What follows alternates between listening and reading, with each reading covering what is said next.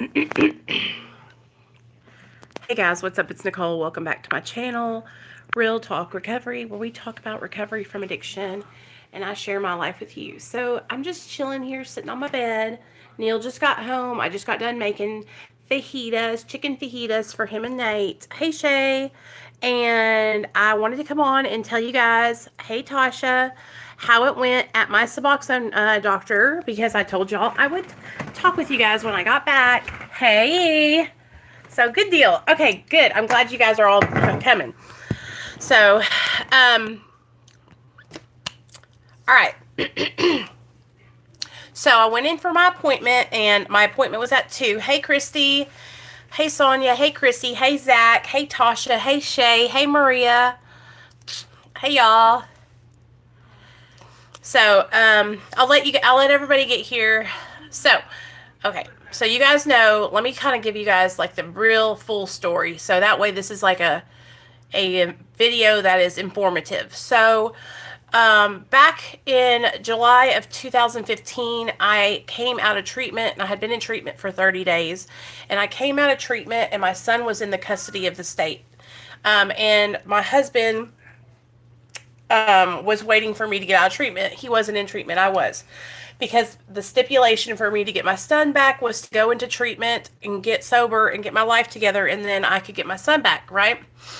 And so I went into treatment. Well, when I got out of treatment, the day I got out, like I remember it like it was yesterday, I wanted to use so bad. Like I was just triggered. Like the minute I hit the ground, the minute I got into the truck with my husband, I was like, I wanted to get high.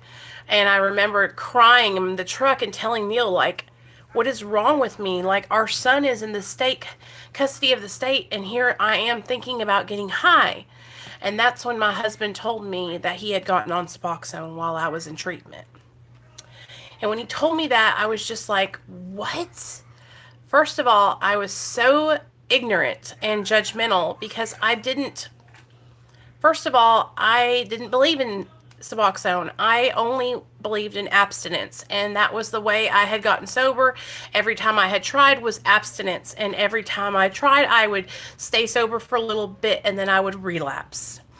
And so when he told me he got put on Suboxone, I was just like rolling my eyes, and I was just like, you're just wanting to get high still then. You don't really want to be sober. Here I am. I spent 30 days in treatment, and you're out here getting on Suboxone? I was pissed. Well, that night I cried, and we prayed about it. And I ended up going into the doctor just to talk with a Suboxone doctor and a therapist. And that's when I sat down with a therapist and my doctor, and we really went over my past. And this is one of the things my doctor asked me. He said, look back on all your experiences trying to get sober. What is the same? What is the same? What is your pattern? And so what I did was I sat there with him and I looked back on my past behavior. And every pattern was get sober, stay sober for a couple months, relapse, right? And so I had this pattern of doing that over and over and over again. And so I told myself, get sober for a little bit, I'll start doing good, I'll start feeling good, and then I'll relapse. And he said, okay, this medication is literally, it's made for people just like you who need just a little bit extra help to get a foundation up underneath them. And that's when he explained it to me that, the longer I'm on the medication, it's going to even out in my body, and I'm not going to get high from it, and I'm not going to be, looking crazy or anything, right? And that's when he asked me, what's different this time? How can you guarantee that you are going to stay sober and relapse? Because what's on the line is your son's life. So can you say without a shadow of a doubt, Nicole, that you can stay sober because it's your son's life on the line? My son was in the state's custody. And I couldn't answer that question with 100% certainty that I could stay sober because my past behaviors showed me that I couldn't. So I tried it. I said, fuck it. I'm going to try it. I got put on Suboxone, and that was in the end of July. of 2015. We'll just say August 2015. And I have been on Suboxone ever since. I started out on 8 milligrams. I was on 8 milligrams for about a month and a half. And then I went into my doctor's appointment and asked my doctor if I could go up just a couple more milligrams, because I was feeling like I would take 8 milligrams and then by like 6 o'clock or 2 to 6 o'clock in the afternoon, I would almost feel like, I don't know, I just feel this urge to take something else. Or it wasn't that I was going through withdrawal or anything like that. It was just that I was having these like cravings or triggers and urges. And so he gave me 4 more milligrams. And so I've been on 12 milligrams ever since, like the second or third month of my treatment. Well, today I went in, and so I have been on 10 milligrams. We tapered 3 months ago down 2 milligrams to 10 milligrams.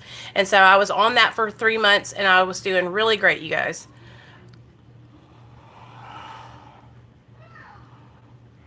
Yeah, Zach. Okay, and it's like you can tell if you guys will look back on your behavior and the patterns of what you do things, you can like start pinpointing when your relapses and your behaviors will come if you'll start being more aware of your behavior. Okay, so here's the deal. So I got down to 10 milligrams, and I was on 10 milligrams for 3 months. And so today I went back and I sat down with a doctor. And first of all, at my clinic, you guys, I missed a callback last week. And oh my God, I've never missed a callback ever. And so what a callback is when the doctor calls you in to count your medication. Okay. And so they called me last week, and first of all, I didn't get a phone call on my phone. So that's what really screwed me up. I guess they just called my husband's phone, which is fine because his number is my number too, right? He's my husband. But what happened was Neil's been working a lot of hours, so he comes home at night. He goes right to sleep. So I didn't even think to check his voicemails or anything, right? So we both missed a call back. So last week, Friday, my doctor called, or my clinic called, my counselor called, and she said, "Hey, I need to talk to you." And I was like, "Okay, what's up?" And she was like, "I need to talk to you about your missed callback." And I was like, "What?" I said, "I didn't miss a callback, of course, because I have no idea what's going on." And she's like, "No, we called you and Neil in for a callback, and you both missed." And they know us well enough to know that, that we wouldn't just miss, right? And so I told her, I said, "I promise, I didn't get a phone call. I didn't get a message. I hung up with her. I checked my voicemails. I checked my phone, and there was nothing." Come to find out, they had called Neil's phone, and we didn't check his phone. So that's on us. That's our bad, right? So they called me in on Friday, me and Neil, and we went in, and they gave us a random drug screen because we didn't come in Wednesday, I think it was. And so, of course, we took our drug screens and we passed. We're not doing anything wrong. It was just one of those things that it just happened. It was just a freak accident. So we took our drug screens and they counted our medication. And then I told them, "Okay, I'll see you guys next week," because I knew I had to come in today. So I went in today and I sat down and I talked to my doctor. And at first I was getting kind of defensive because I was like, "You're not going to bump me back to monthly, are you?" Because that's $200 a month, you guys. And right now I only have to pay it every 3 months. And so I was like, I really would never miss a callback. That was not my intention. I love my recovery. I'm not trying to get over on anybody. And he was like, "No, I'm not going to bump you back, but I just want you to know that if it happens again, I will have to bump you back to monthly. There is protocol and policies that we have to follow here. And if you miss a callback where we're checking, because they have to count our medication to make sure that we're not diverting it. That's what they're doing. It's a law that they have to, at clinics like that, Suboxone clinics, they have to call you in to count your medication to make sure you're not diverting your medication." So really, Charles, that's crazy. It's not like that here. So that's why, we have to go in because they have to count our medicine to make sure we're not selling it. So I went in today and he was asking me how I've been doing since I went down to 10 milligrams, right? And I told him I've been doing great. I've been taking like half of an 8 milligram pill in the morning, half of an 8 milligram pill in the evening, and sometimes I don't even take the other piece, right? The quarter. Well, let me just tell you guys, I am so honest. And he was like, well, listen to me. And this is what I want you guys to hear this, because I think it's really important that you know. So what that means is, like, sometimes I have a little quarter left in my bottle, right? Because I don't take them all. But I always end up taking it, but sometimes I don't. But that would mean that I would have extra, right? And that's when he was like, listen, you have to take your medication as prescribed. If you have medication left over, that's not good. I need you to take the milligrams that you're prescribed. Yeah, I have the pills. They come in a bottle, in a pill bottle. And so I was like, what do you mean? And that's when he said, he goes, if you were driving down the road and you had your medication on you and you got pulled over and you just had those extra pieces in there, like, I could get in trouble. And I was like, what? Why would you get in trouble? They're in my prescription bottle with my name on it with the prescribed amount, right? I don't know. Anyway, so bottom line is, he's like, you really have to make sure that you take your medication as prescribed. And so what happens is, for me with that, is like, sometimes and I'm just being honest with you guys. I'm just being totally transparent. There's some days where I can wake up in the morning and I take half of an 8 milligram pill and I totally don't even think about it for the rest of the day. And that's 4 milligrams and that's all I take, right? And so I have to be more mindful and just take my dose. I might have to start taking it once a day, so that way I just take it and be done with it. Because I'm trying to make sure that I'm regulating the 8 milligrams a day in my system, because I'm trying to taper. So going from 10 to 8, like, I don't want to be taking 10, or I want to be taking 8 milligrams, right? And so it's just, so that's what happened. We went down. He's a good guy. We went down 2 milligrams. He said, so is that what you want to do? Do you want to go down 2 more milligrams?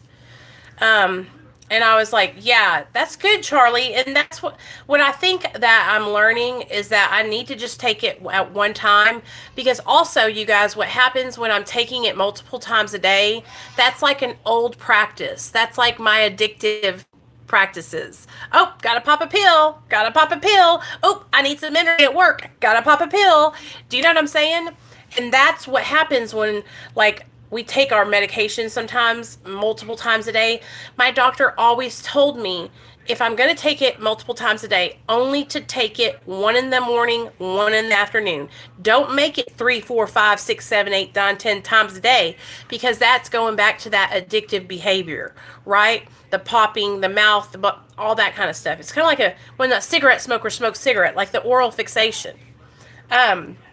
So that was one of the things that he wanted to make sure that I was doing, is taking, now that I'm down to 8, make sure that I'm just taking the 8. And so I'm like, okay, all right, I got you. And you know what, you guys, I see Zach's comment. Everybody is different. So Krissy is like, she also has chronic pain, so her medication isn't only just for her opiate dependency, but it's also for chronic pain. And so some patients are on different amounts of medication, and that's why it's so important, you guys, for us to, like, I know you might not realize it, but it really affects people. When, like, I know for me, it was almost like people, and Zach, I love you, you know, you're my favorite. It's like, sometimes what would happen is, it was almost like a shame thing. Like, Nicole, you're on 12 milligrams? Oh my God. That's so high. When really, you guys, it's so different for everyone.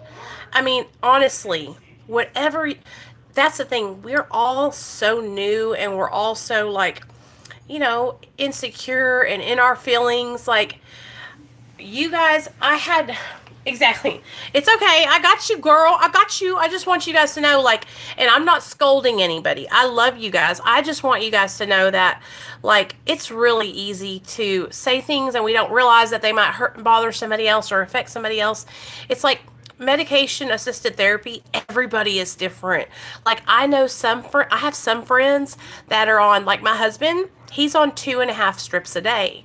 And I never have taken that many. But you guys, that's how much he needs. Like that helps him, right? And me being on 12 was just perfect for me. You know what I mean? And so it's just like so different how people's bodies absorb the medication also, and how their metabolisms work. Like for me, being on 12 milligrams, it has like, it soaks in, and I feel like it like kicks in, and like I don't feel like euphoria or a change, but I almost feel like my metabolism isn't as fast as my husband's. I feel like his metabolism breaks his medication down faster. Do you know what I mean? And I'm just over here like snailing it, slow as a snail. But oh, it's okay, Zach. Exactly. And so that's what we have to remember is like, whenever we see something that somebody else is going through, like their situation, that's the whole thing about this thing, you guys. It's so difficult sometimes because I even catch myself doing things like that too, like where I'm like, oh, I'm on a low dose of Suboxone. It really, honestly, you guys, any dose of Suboxone is really the same. Once daily is easier and definitely helped me to break the habit, like you said, of taking it to feel a certain way. Yes. Only downside is not being able to squirrel away some extra for a rainy day. Yeah, exactly. Showed all the concentrations of buprenorphine and norbuprenorphine over the past month. Oh, did it show like where you would have it a whole bunch here and then it was like trickling down because you weren't? Yeah, and so we have to like, you guys, I'm telling you what, it's just all a learning experience. But I wanted to share with you guys that, yes, I went down to 8 milligrams, and I will take my first dose of 8 milligrams tomorrow, which honestly, I really don't think that I'm going to notice a difference. I'm just like really loving the way my hair looks in this, like, okay, anyway. I don't think I'm going to feel any difference going from 10 to 8. But if I do, y'all will be the first to know. You know that. And I wanted to also share something with you that my doctor said. So I was talking to him, and I was telling him how excited I was to taper, right? Hey, Chris. And that I was really looking forward to getting down to 2 milligrams. Because I had heard, and that's what I told him. I told him I have a YouTube channel. He knows I have a YouTube channel. And I told him I talked to a lot of people who have either been on Suboxone, who are on Suboxone, or who have tapered off and successfully tapered off, right? Thanks, you guys. Thank you.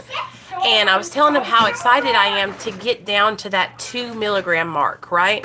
Because I've heard that when you get down to 2 milligrams, that you start feeling like, you know, what I'm talking about, like pleasure feelings again.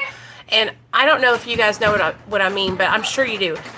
When I got put on Suboxone, I started losing the feelings, like sexual feelings, like arousal for my husband, like, and things like that, like pleasure.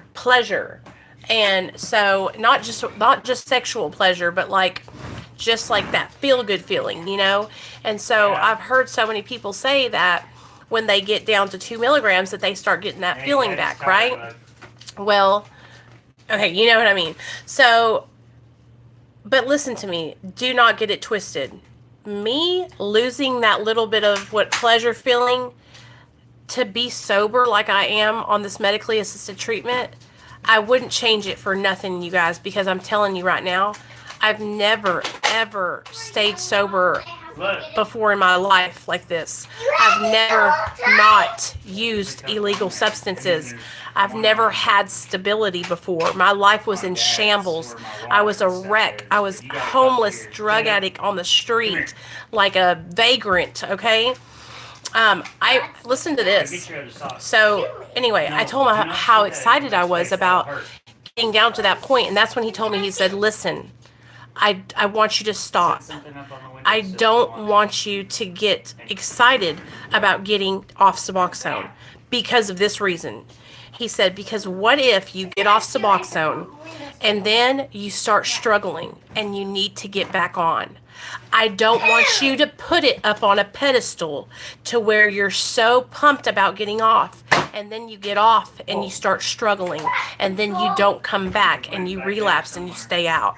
He was like, I want you to just chill out, act like it's nothing but a thing, like it's not that serious, you know, and just roll with it, because I don't want you to get yourself up here and then be disappointed. And I'm going to tell you what, you guys, I have seen many people do that same thing, where they get so excited and they get off of medically assisted treatment, and they are like, yes, I'm tapered off, I'm finally off, the chains are broken, right? And then you don't see them for the next year because they're out fucking getting high. And then they can't come back and say, hey, I relapsed, I got high, I need help. And they stay out in their addiction because of that shame and guilt, right? He has seen it all. So definitely it was, yeah. So, and I have seen that happen right here in our own recovery community. And I do understand. And that's why, like, you guys, I'm telling you right now, if I get down to 2 milligrams and I don't feel confident in jumping or tapering more, I will stay right there. I will not move, because I would rather be on 2 milligrams of Suboxone for the rest of my life and not worry about relapsing than worrying about relapsing, you know? Although once you are off. Here's your drink. I ate all of it. Oh, okay. Hey, Sherry. I'm reading y'all's comments. I can tell you being on it for sure. I know, MC, me too. Didn't do anything, like a tic-tac. So, he told me that, and that's what I'm telling you guys. Like, when I meet with my doctor, Nate, can you just be quiet, baby? Just be quiet. I know you're being extra loud because you hear mommy over here talking. I know a girl here in LA that's been on 2 milligrams for a few years. I'm kind of worried because I've been on it over a year now. Well, I've been on it for almost 4 years now. It's not a big deal. Like, do not be worried. Here's the thing. Work on the inside, Charlie. Work on addressing the behaviors, addressing your trauma, depression, anxiety, whatever you have inside. And you know the stuff with your mom. Start working through those things with how, you know, you need to learn how to go through and process those traumas that you went through, and losing a loved one. And those are things that we get high over, right? Like, that we drink and we use because we lose people we love and we don't know how to cope with it. And so don't worry about how long you've been on medically assisted treatment, okay? What you need to be working on is the recovery on the inside, is coping and learning new coping skills and dealing with the things that you've never dealt with before, instead of piling drugs and alcohol on top of those issues, you know?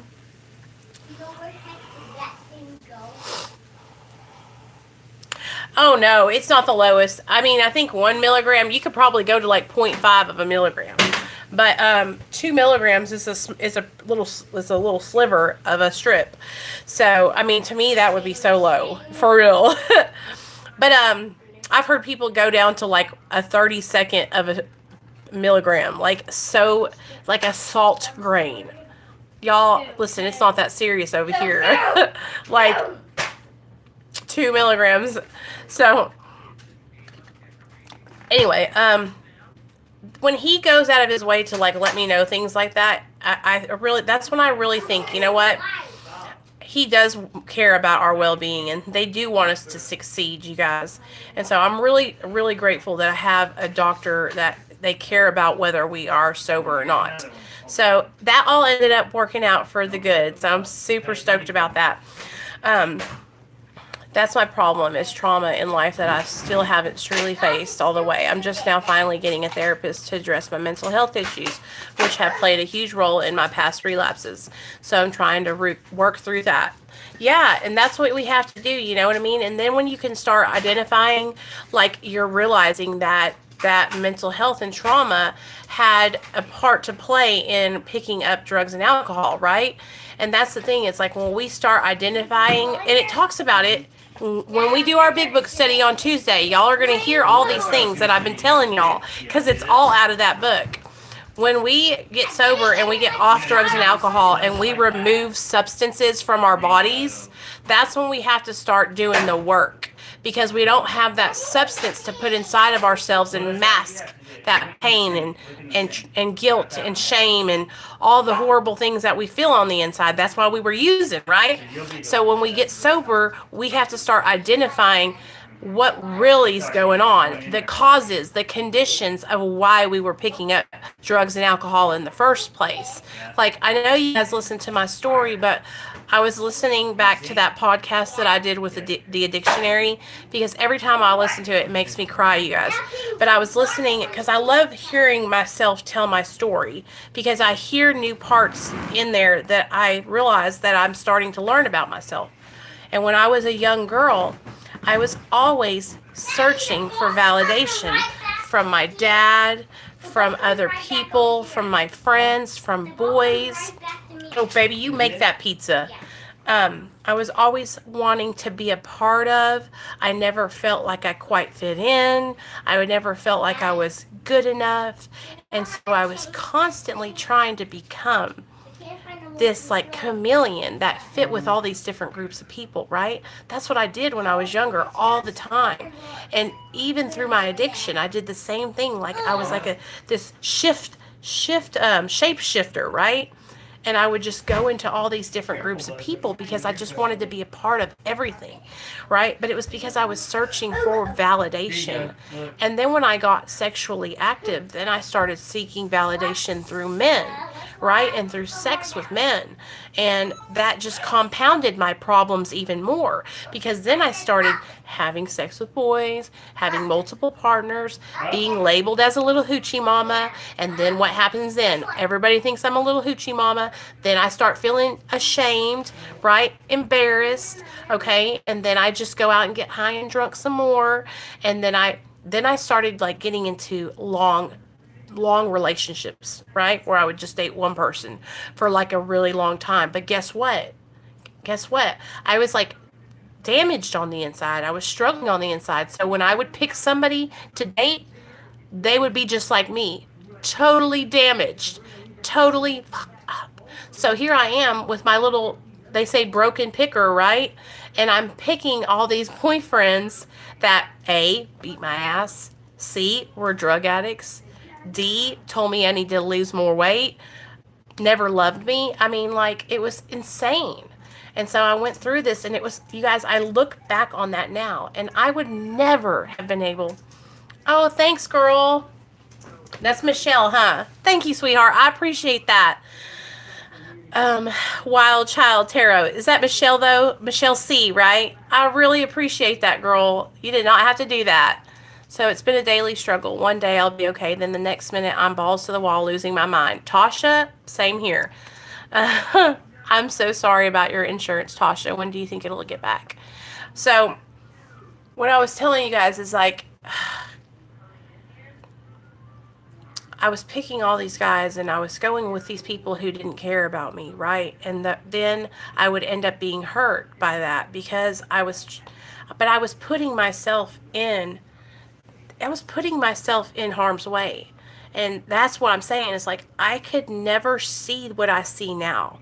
But now that I can look back and see my patterns in the way I acted in my addiction and before my addiction, and because I have been working a program of recovery and studying the disease and like talking with you guys and hearing other people's experiences, I can look back and I can see exactly where everything started to go for me and where I started acting out and where I started using men and all kinds of things. And every time I would use men to feel differently. I would use substances to feel differently.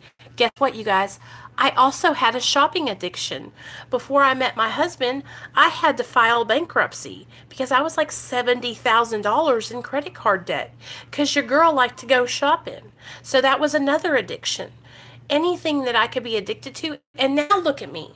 Y'all know I'm a thick soul sister. I'm addicted to food now.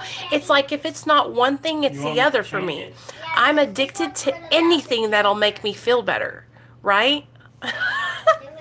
So now that I'm sober and I can't go out and get high, Y'all better recognize I will eat me a box of donuts with a cream filling in them.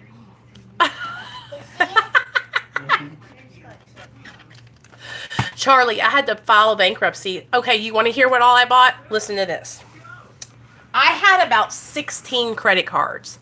I had a JCPenney credit card, a Dillard's credit card, a Visa, a MasterCard, and like two different ones of those. A Chase Bank, okay, a Maurice's card, a Zales card for the jewelry place.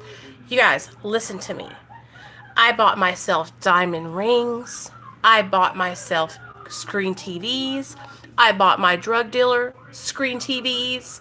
When I didn't have money, I would go doop, doop, charge something on the credit card and take it to trade. I would put new tires on my car. I would get, you guys, when I'm telling you this, it was so bad. When my dad and I finally went down to file bankruptcy, they were calling my parents' house every day, these creditors, and they never would stop. And it was driving my dad insane. And so his last effort to save me, we went down to the bankruptcy lawyer, and my dad said, I'm going to lend you this money to pay for the bankruptcy, but you're going to pay me back immediately. And we went down there and we filed bankruptcy, and all the calls stopped. Everything went away, and it was like, because that was really affecting me also, because at this time, I had just gotten out of treatment. I was trying to get sober. I was trying to get back on the right path, right? And I had all these people calling me for credit cards that I had that were just maxed, you guys. It was terrible. So I was so irresponsible with my money. And it's not because my father didn't teach me how to be responsible. It was because I was using money and belongings and material things to fill me up.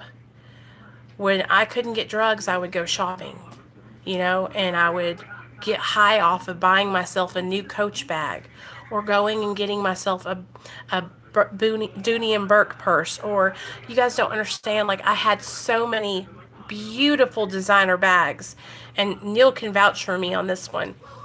Once I got to the lowest point in my addiction, I just started selling my bags for dope.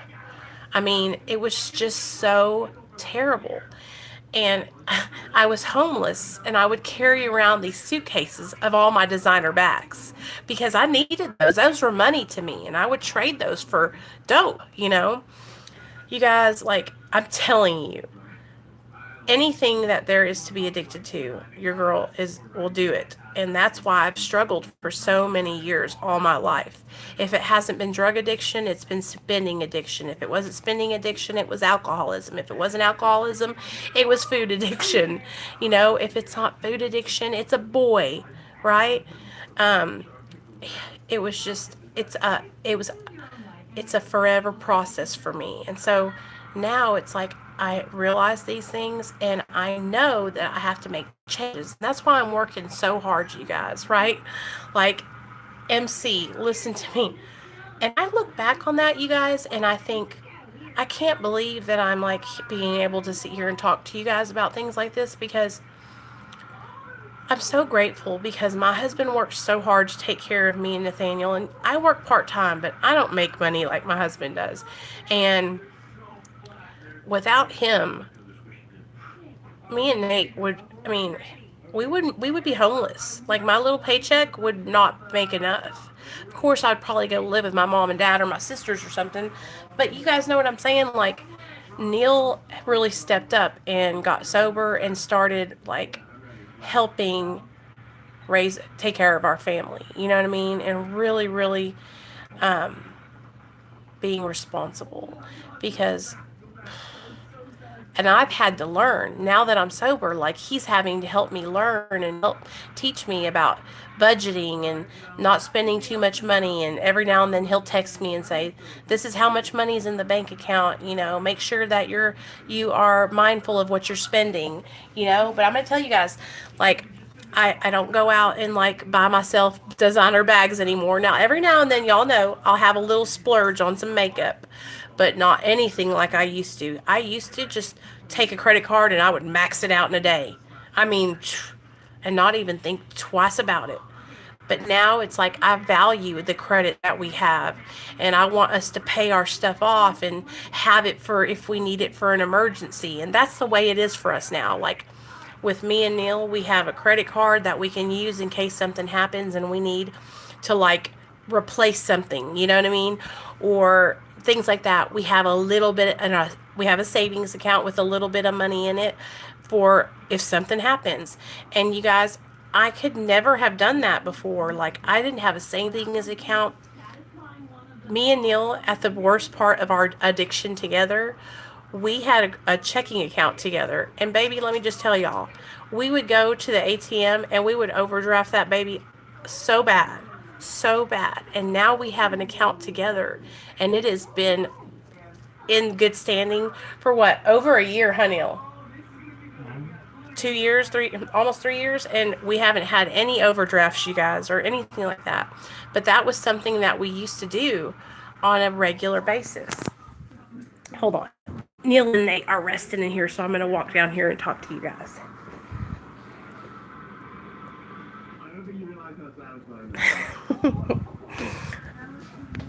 Okay.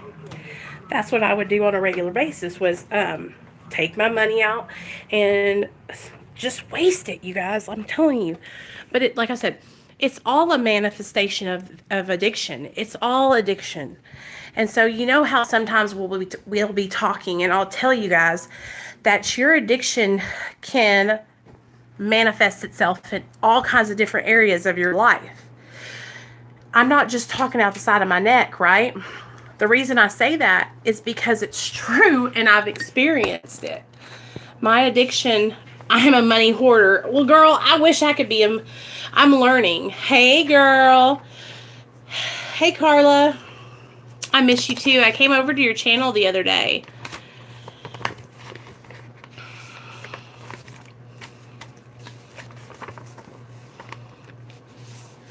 So I know you guys, like, I just want y'all to know, like, you guys can do this. And so listen, do you hear all the crazy stuff I did when I was, like, all these stories I tell you guys? If I can get my life together, you guys, and have a checking account and have my little life that I have going on over here, then you guys can do it too. Okay? I'm not special. I'm not that smart. You guys, I don't have a degree. I barely graduated high school, okay? I'm just a hard worker, and I work really hard, right? And still had no savings back when I was popping perks like candy. Would buy stupidest crap in addiction. I know that's right.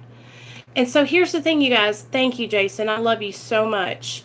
You guys, if I can get my life together, then anybody can. Anybody can. All it takes is determination, right? All it takes is willingness.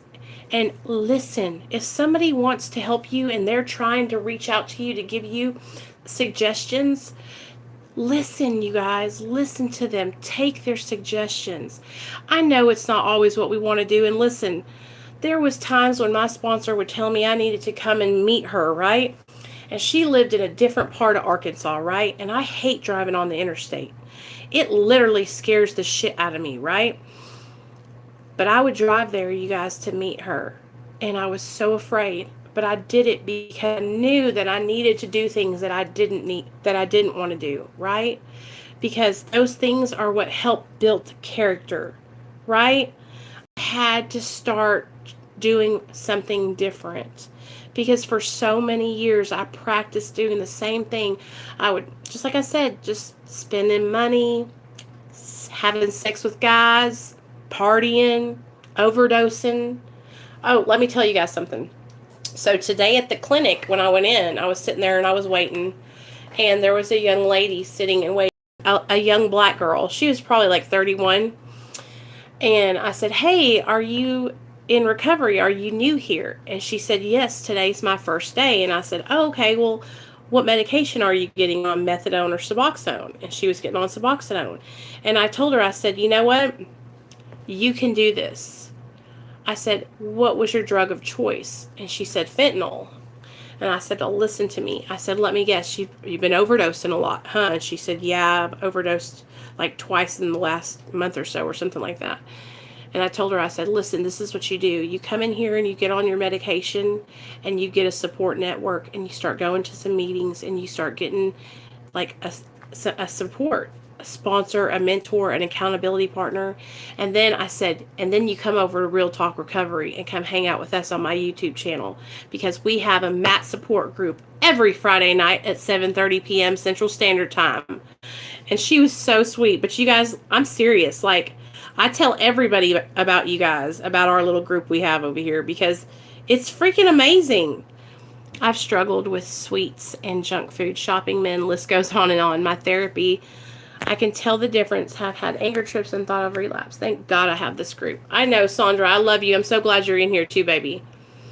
You guys, that's the thing. We use each other here. That's what we got to do. It's like we are all trying to better our lives, right? And we're all at different stages, okay? Really, Shay? Why? Did you just like eating them? Fentanyl was one of mine too. I'm glad she's getting treatment. I'm glad you talked to her, invited her. Yes, girl. I invited her over here. And you know what, you guys? I know some people probably look at me and they think, who does she think she is? But I'm like, love helping. Ever since we found Ian on the side of the road last week, you guys, I'm talking to everybody. Let me tell you what happened today. Oh, that's what I was going to tell you guys. So, today I was driving home from work and I was on the interstate, okay? And at the interstate, there's a stop sign and you stop and you yield on, right? Well, I stopped and there's the light right here and then you can yield on left. At the stoplight, there was a young black man standing there. Light-skinned, real pretty, like golden eyes, right? And he was standing there and he had a sign that said he was homeless and that anything would help. And so I waved him over and I dug down in my purse and I found $1 and change. And I said, hey man, what's your story? And he said, I've been looking for a job and, I'm just really having a hard time getting hired. If I can just find a job, then I won't have to be homeless. I can, make some money. And I told him, I said, listen, go down to Kroger because they're hiring. And you should have seen like the light in his eyes when I told him to go on down to the Kroger that they were hiring. It was just so, anyway, as I was driving off after leaving him, hey, sarcasm.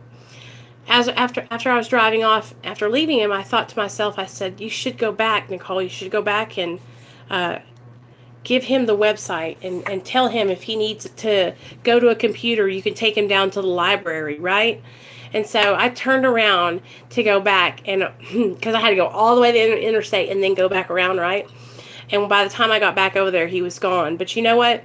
I hope that he goes to the library or wherever he has to and fills out that application, because they will hire him, because they're all about helping people who want to get back on their feet, So, you guys, like, now I'm so inspired. I want to ask everybody their story when I see them. Now, you know what I mean? I'm like, what's your story, man? Why are you out here? What's going on? Like, because I feel like every person that I've ever met that's been on the street, you guys, they have a story. And when I was on the streets, nobody ever stopped and asked me my story. Because I was hallucinating and walking around acting like a crazy person. But I ask people that, and I always want to know, like, why are they there? What's going on? I'll tell you this. I used to work at a Hallmark store over on Bowman Avenue before I started at the job I'm at now. And there was this homeless guy that we had this, like, little stairwell, and it was up against the alley, and he would just, like, hang out underneath that stairwell. And so one day I was taking the trash out, and he was out there, and I ran into him, right?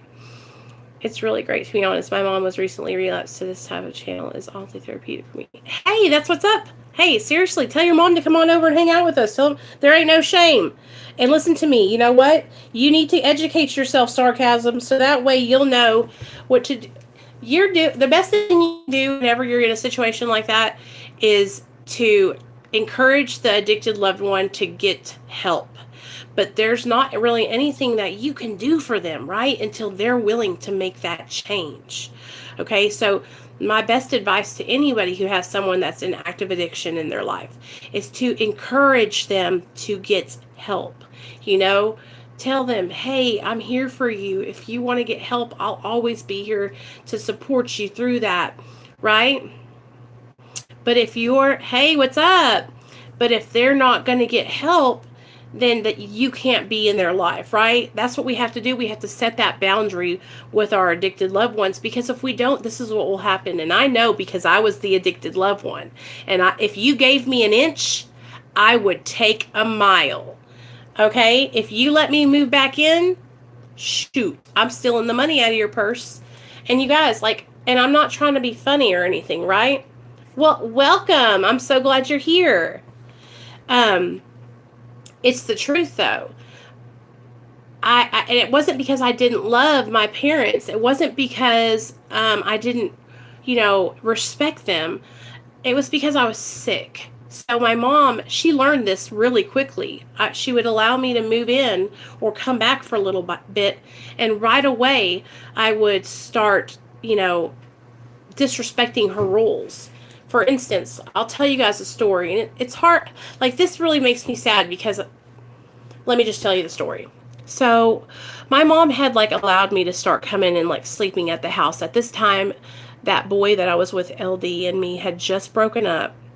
He had been beating me. I mean, beating me to a bloody pulp. I had just gotten, I had went to go visit him and stayed the night with him one night. And we got drunk on vodka.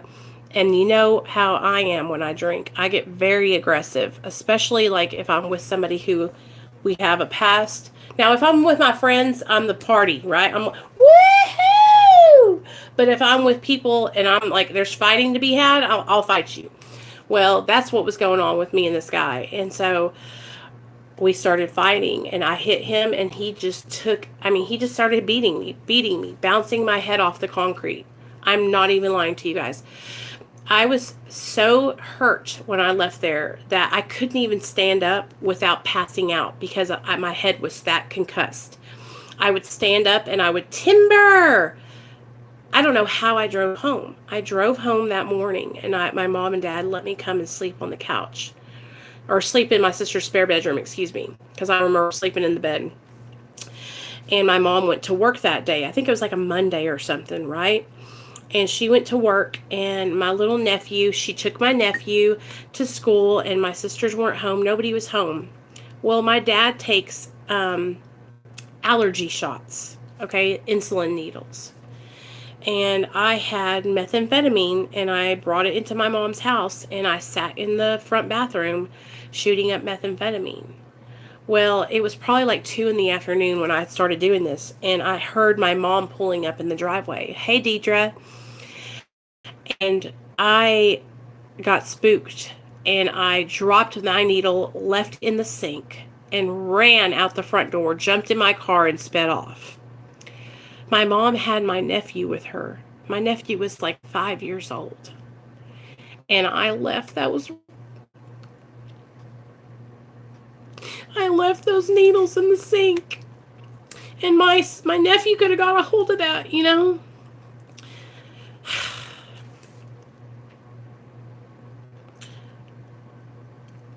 I'm not proud of that at all. I remember my mom calling me on my cell phone. I answered the phone, and she was like, Nicole, what are you thinking? What are you thinking? What if your nephew had come in the bathroom? What if your nephew got a hold of these? My nephew's name is Nicholas, because he's named after me and my dad. So my mom never let me come back after that. But I would do those kind of things, and I wouldn't even think, you guys, about what I was doing and who I would hurt. I was just so irresponsible. All I thought about when I was in my active addiction was myself and what I could do to change the way I felt. Um, that's why, like, today, going to the doctor and, like, being able to be honest and tell the doctor, like, yeah, this is what I'm doing, this is where I'm at, this is what I want to do. And it's like, you guys, I feel so much better though now. And, like, here's the deal. I don't mean to get teared up, but it's like, I'm reflecting on my life when I was like that. I remember a lot of the things that I did. Like, I remember a lot of things, and some things I blocked out because they were just so terrible, right? But I'm able to reflect on my life today and realize that I'm so blessed and I'm so grateful to be alive and to have the support of you guys and to have my family back and to have my son back and to have my sisters. My nephew had to watch his aunt be strung out on meth. You know, now I used to right. It's so hard, Jason, is it not? And you know what? Jason's on his 4th step right now, you guys. So he's like writing down a lot of things that are just like very, it's like when you start writing it down on paper and you see it, it's so in your face. I remember when I was writing my 4th step and I was seeing all these things that I used to blame so many people for, but I was starting to realize that a lot of the things that I got into were because I started these things or I put myself, do you know what I'm saying? And I'm not talking about things like being raped. Like, that was not my fault. That was horrible. Nobody should ever go through that. I'm talking about things like with boyfriends that I would cheat on and then they would break up with me and it was because I didn't care about anybody but me, right? And so I would go around and I would use the guys to make myself feel better.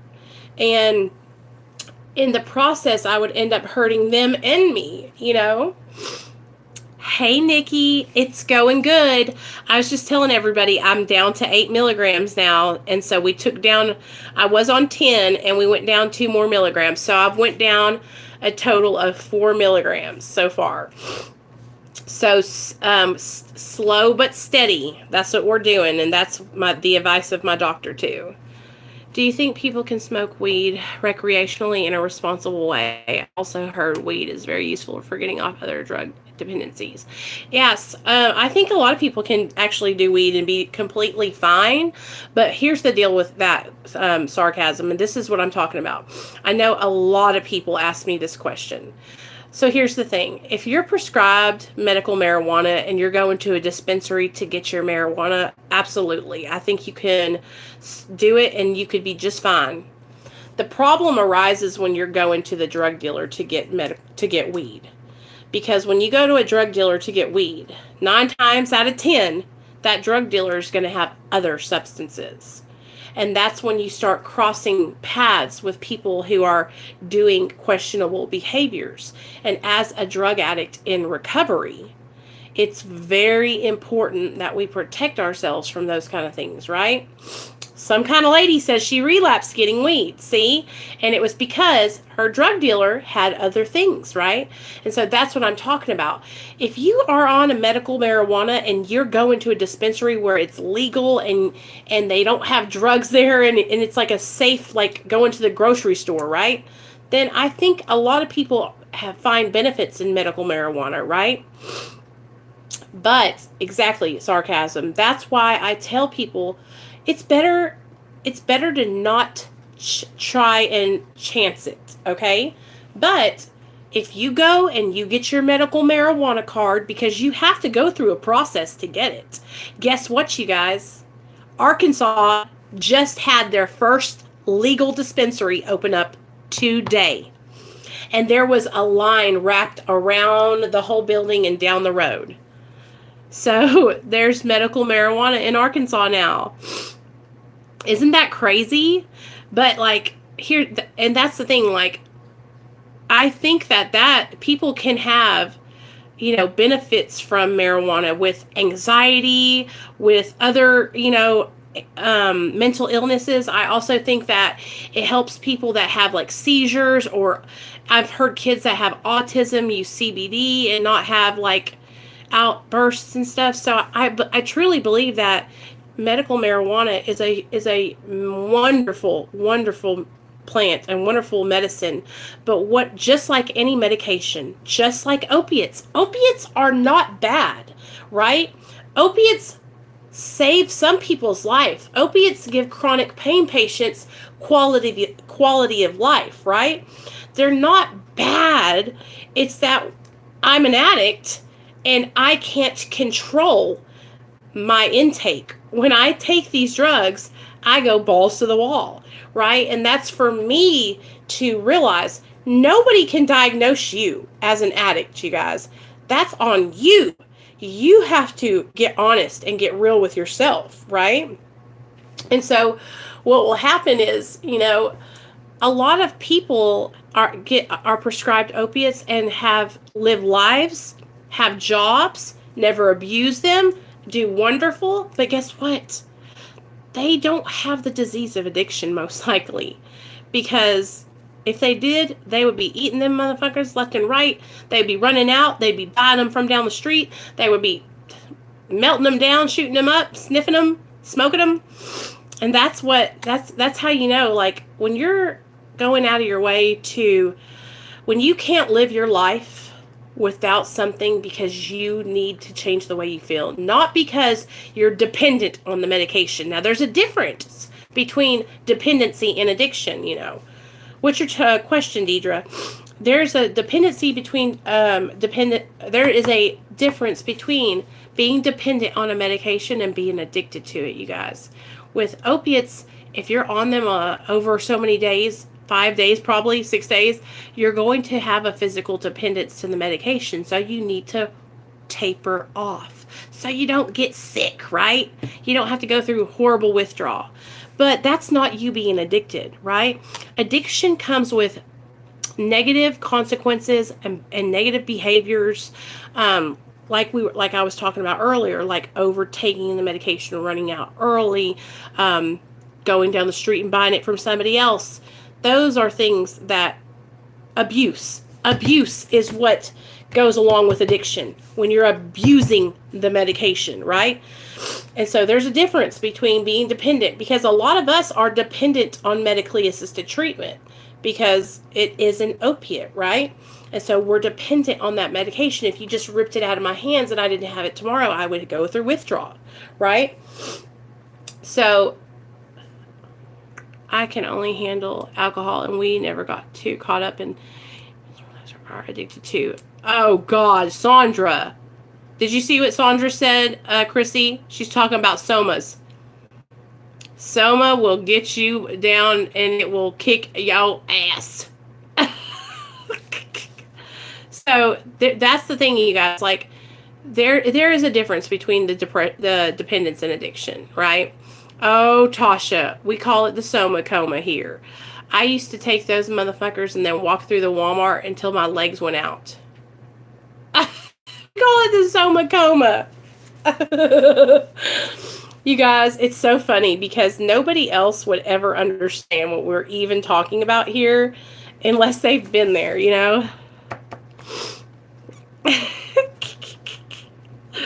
Yeah, those were the days, huh, guys?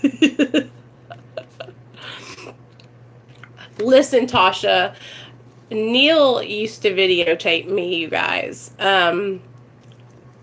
Soma is a muscle relaxer, Shay. But they make you go to sleep, too. I do. Neil used to videotape me, you guys, because what I would do is I would take, and this is why I don't talk a lot about methadone, because I don't want to share experiences that discourage others. But what I used to do, because Neil was in a methadone treatment program, and he was prescribed the pills. So what I used to do was I would take his pills, and I would take a whole bunch of them all at once, and then I would stay up. I don't know what it is about me and methadone, but when I'm on methadone, you guys, I cannot sleep. I will stay up with my eyes rolled back in the back of my head like that. Well, I would be doing that, like, with my eyes rolled back like that, and he would tape me, right? And I would be doing cheerleading dances from when I was 17 in my sleep, like, rah, rah, sis, boom, bah. And one night he taped me, like, doing this dance from when I was in cheerleading or whatever.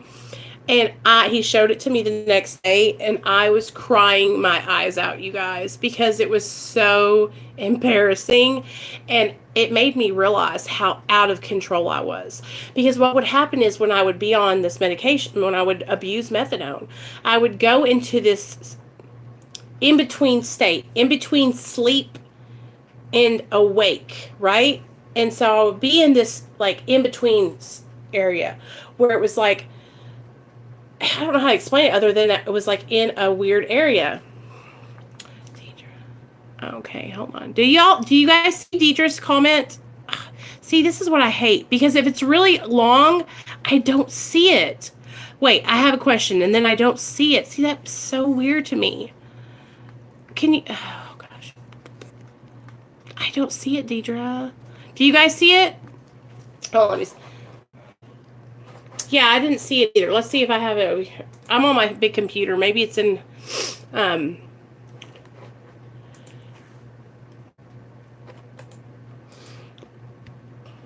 Is it about... Hey, is it about Suboxone, or does it say Suboxone in the question? Because I think I have some words blocked. So go and write me the question without Suboxone in it, or because I think I have sub blocked. I'm not sure though. See, I don't know why I can't see it then. That's crazy. I see all your other comments. She said she had a question and didn't post after. Yeah, I don't see it either, Sonia. So I'm so sorry, Deidre. If you want to, you can, if you want to send it to me on my email, you can at demeon@yahoo.com, or, yeah, I'm so sorry. Can I screenshot it and send it on? Send it on it. Yeah. That's fine, baby. Absolutely. I'm so messed up. I have a medical background and still didn't care about the risks. Hey, when we're in our active addiction, we don't give a damn. Yeah. Sometimes if the question is long, it won't show up for some reason. Like, I've had that happen to me before. But Deidre, yeah, she's not blocked or anything. Yeah. I'm so sorry, Deidre. Please send it to me, baby, please.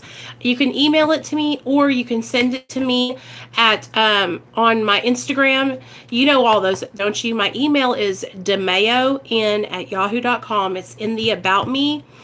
And then I have Real Talk Recovery on Instagram and Nicole Pludre on Instagram. Okay, cool. All right, let me see if I can get to it real fast. Okay, y'all, are y'all back? Okay, I got it. Okay, so Deidre wants to know, is the disease of addiction, are y'all here? Is the disease of addiction something that we are born with, or something that we create by abusing drugs? Okay, y'all ready? Okay, so let me explain it to you the way it was explained to me, okay? So, addiction. Addiction is inside of us before we ever take drugs or alcohol into our bodies, okay? It doesn't matter if it's... Now, I want you guys to think of it without thinking about opiates, because what happens is a lot of people think about opiates and they think about the dependency, right? So let's take opiates out of the situation. Let's say meth, cocaine. Well, you could leave opiates in there too. So what the disease of addiction is, you guys, is it's basically a mental illness, okay? So it's the manifestation of an allergy.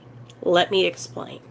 So, do you know how if you're allergic to peanuts, and maybe you don't know you're allergic to peanuts, all right? Maybe your mom never took you to get tested for allergies when you were a young child.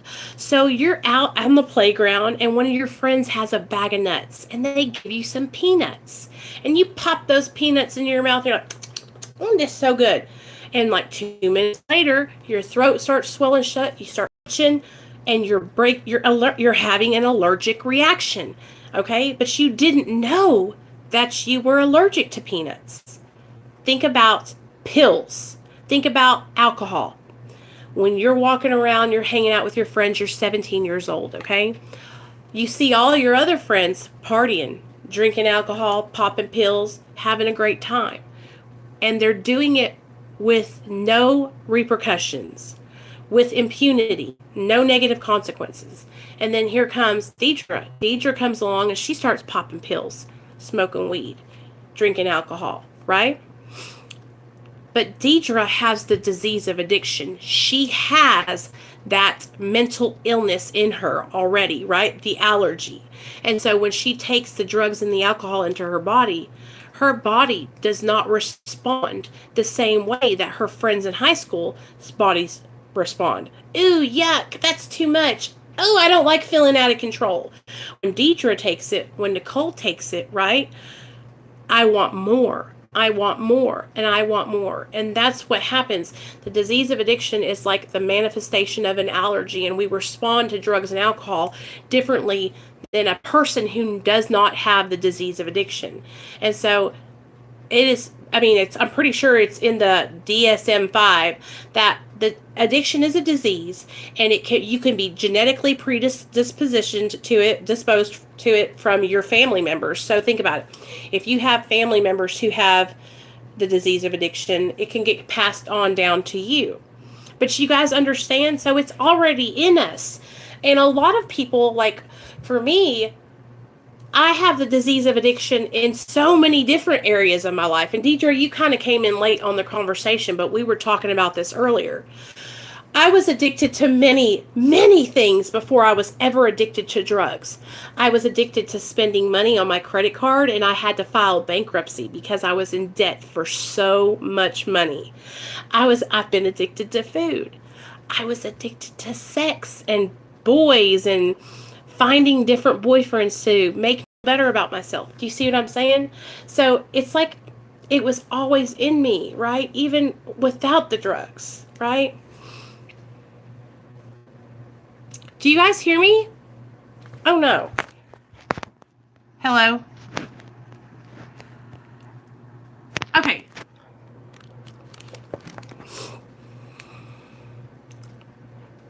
Can you guys hear me though? Okay, so did you guys hear all what I just said? Okay, good. Okay. Okay, I was like, do they know what I'm saying? So, Deidre, did that answer your question? And listen, a lot of people that don't understand will argue about it, Deidre. But let me just tell you this, okay? It's already been proven. There's no argument. Like, addiction is a disease. Now, listen. Some people that are prescribed opiates, now this is what happened with the whole opioid epidemic. Listen to this. The question is the disease of addiction something that we are born with or something that we cause by abusing drugs? Is the disease of addiction something we are born with or something that we cause by abusing drugs? And so I was telling her that we have the disease of addiction in us before we ever take the first drink or drug. And if you guys will look back on your behaviors before you started using, if you will look back on your behaviors, it will show you that you were always having some kind of a behavior, addictive behavior, even before you started picking up drugs and alcohol. That's why I was trying to tell you guys earlier about like me spending money and all those different ways that I would try to take things from outside of me to fill me. And that's what addiction or disease is all about. It's like constantly trying to fill a void inside of ourselves, right? Yeah. And so what we're doing is we're like trying to fill this like empty cavity inside of ourselves. So we're constantly just pumping ourselves full of whatever it is, you know. It could be substances, it could be, like I said, sex, drugs, rock and roll. But a lot of people, what they'll do, guys, is they'll argue with you about it being a disease and all that kind of stuff. And like, listen to me. Saying that addiction is a disease does not take the responsibility away from the addicts. Like, I take full responsibility for picking up drugs, abusing drugs. Like, I chose to pick up drugs, right? The first time I ever did it was on me. But what happens though after that first time is we go over a magic line. We cross this line where we lose power. We lose control. We lose the power of choice, right? Because what happens is our brains are hijacked and we are just on autopilot because we're addicted to the substance, right? But it doesn't take away the responsibility. It doesn't, like, I'm not like, yeah, I just have a disease, so like, I'm not responsible. It's not like that at all. No, absolutely not. But if you will look back on your history, I promise you, if you will look back and look at your parents, look at your grandparents, there will probably be somebody in your life who was an addict or an alcoholic, right? And so, I feel like we're learning so much more about addiction, right? But it really it's a mental disorder. It's a brain disease, right? Hey, Randy, and it talks about this. Remember, we read about this 2 Tuesdays ago in the big book, in the doctor's opinion, that the disease of addiction centers in the mind and the body. Not only are our bodies sick, but our minds are just as sick, right? So you guys, I'm telling you, if you're not here on Tuesdays when we go through this, you're missing out because we're learning all kinds of stuff. But I'm telling you, like, it doesn't take away responsibility, right? Like, I take full responsibility, you guys, for the things that I did in my active addiction. And like I said, I am not proud of that shit. Right. Total insanity. I'm not proud of it, you guys. I'm not proud of being, I'm not proud of it. Right? I'm not proud of it. But, okay, so MC, now you got to start being careful because when you have kids, you got to make sure that you let your kids know, hey, listen, I stepped out of line and I changed the game. And so I need you guys to know that it's in me. So if it's in me, it could be in you, right? And prepare them. Education is key when we're fighting the disease of addiction. Our young children, we have got to keep it real with them and let them know, hey, I have experience in this, son. I know what, and that's the thing, like, when my parents were telling me about drugs and how not to do drugs, my parents didn't share with me any life experience, right? Which, that's not their fault. I'm sure they were just trying to protect me. But here's the thing, you guys. It's like, we can't shelter our kids to the point where they're protected.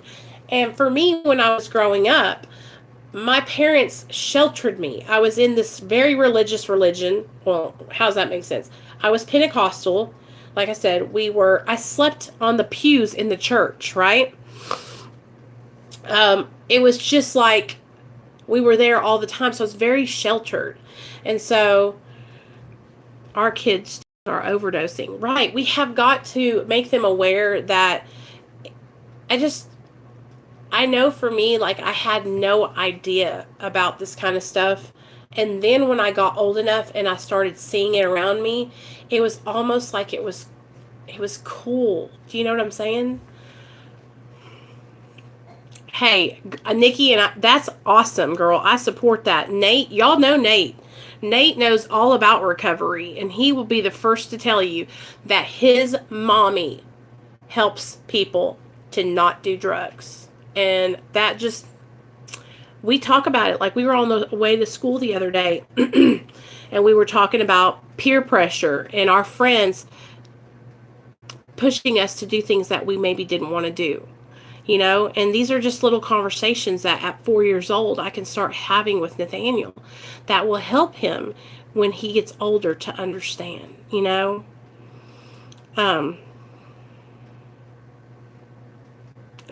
alcohol is one of the worst, substances, you guys. I've seen so many people die from cirrhosis of the liver. How do you all reply to each other? You are right. Keeping those lines of communication open. My daughter is only 7, but I definitely plan on discussing it with her when she gets a little older.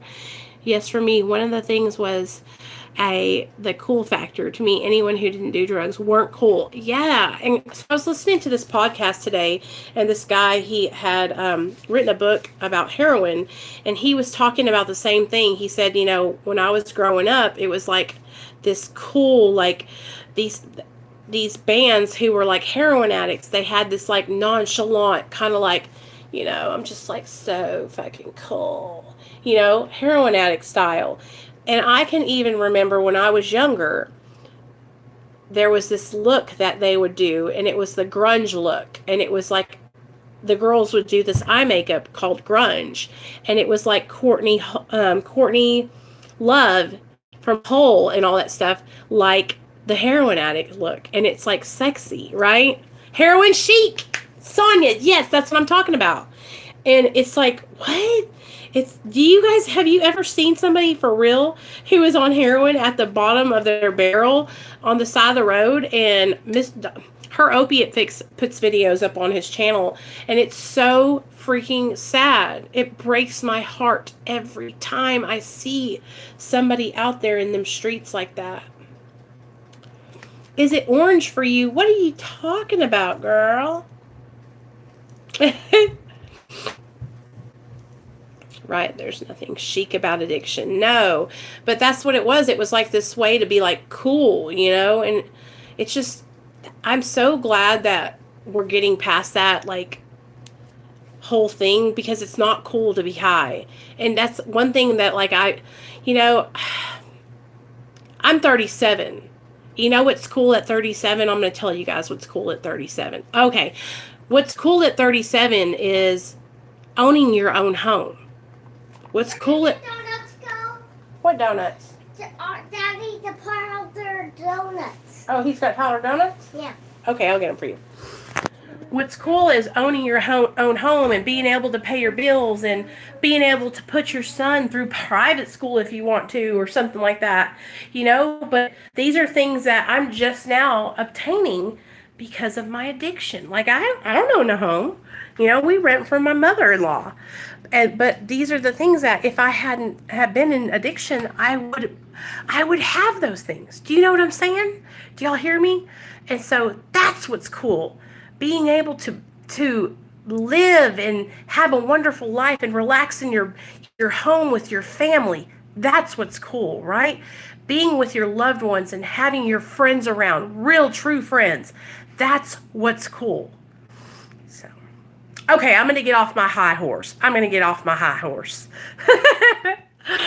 love you guys. Thank you so much for just coming and chatting with me tonight. Like, I really enjoyed tonight. It was just so good, so good. So that's my update on my Suboxone taper. I'm down 4 milligrams. So, oh my God, Deidre, is he okay? Well, you need to tell him, is he going into treatment? I'm going to message you on Instagram, okay, Deidre? Oh my God. I am so sorry. Are you doing okay? Well, you know what? Listen to me. I'm so glad that you shared that, because that is the reality of heroin addiction, you guys. That's the reality. That is what will happen. Okay? And I'm not trying to be ugly. Like, I'm so sorry. I know that just must be, I mean, I don't even know how you're even on here right now. Thank you, Krissy. Oh, girl, I love you. Thank you so much.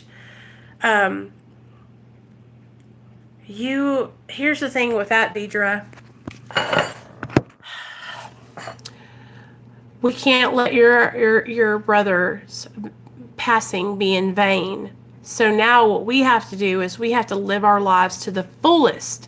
We have to stay sober and carry the message. We have to spread this message to other addicts and alcoholics so they'll know that they're not alone and that they don't have to get high and they don't have to die. Do you understand what I'm saying? That's our job. That's what we have to do. Okay? We have to spread this message. And that is why, listen to me, that is why, you guys, it doesn't matter if you're on medically assisted treatment, methadone, Suboxone, Vivitrol, whatever. It doesn't matter if you're abstinent. It doesn't matter if you're using kratom. It doesn't matter what your recovery path is. Anything is better than losing your life. So that's why there's never any judgment here. As long as you are doing the right thing, staying on track, living your life, being responsible, being happy, okay, not committing crimes, then you just keep doing what you got to do. Because I would much rather have you on some form of medically assisted treatment, than to be passing away, okay? And I am so sorry. Hey, look at me right now, son. There's no donuts, my son. You guys must have ate them all. You blah, blah, blah. You think we ate it all. Look at the refrigerator. Nate, why are you being ugly to me, little boy? Here. Do you have something to drink? You can have 2 or 3 of them. You're not getting a whole bag. I didn't eat that. I am so sorry, you guys. Mommy, I had that sleeper Well, thing. I'm telling you right now, Krissy, you need to start working on that, girl. Mommy, I got sleeper thing at school before. I know. Where did you get that from? Here, baby. Was that one we That's a picture of you. Please don't bend that. That's a picture of you when you were a baby. Now we're fixing to go to bed. Okay, I'm fixing to get off the phone. Here. Bye. Okay, my loves. I am so sorry, Deidre. I'm going to message you on Instagram. I'll check on you. I love you guys. I hope y'all have a great night. Tomorrow's Friday, so I'll be on Friday. Thank you so much for everybody that super chatted me. Christy and Michelle, thank you so, so much. I really, really appreciate that. I will see you guys tomorrow night at 7:30 for the MAT support group, okay? So just be back here, 7:30 p.m. Central Standard Time. I will set a reminder so everyone knows, okay? I love you guys.